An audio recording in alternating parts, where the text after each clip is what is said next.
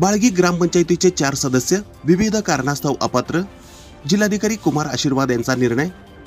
सोलापूरचे जिल्हाधिकारी कुमार आशीर्वाद यांनी सोलापूर जिल्ह्यातील एका सरपंचासह इतर 4 ग्रामपंचायत सदस्यांवर अपात्रतेची कारवाई केली आहे।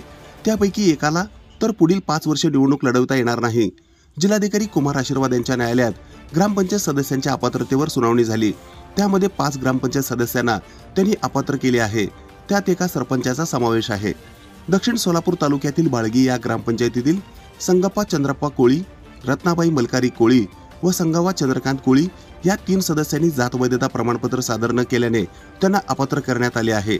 तसेच दौलतबीर रज्जाक मुल्ला यांनी निवडणूक खर्च विहित नमुन्यात सादर न केल्याने त्यांचे सदस्यपद अपात्रतेसह त्यांना पुढील 5 वर्षांसाठी निवडणूक लढवता येणार नाही। यासह पंढरपूर तालुक्यातील तारापूर येथील सरपंच विश्वनाथ श्रीमंत कोळी यांनी मुदतीत जात वैधता प्रमाणपत्र सादर न केल्याने त्यांचे ग्रामपंचायत सदस्यपद व सरपंचपद अपात्र केले आहे। ही बातमी संकलित केली आहे संपादक गुरु गायकवाड यांनी।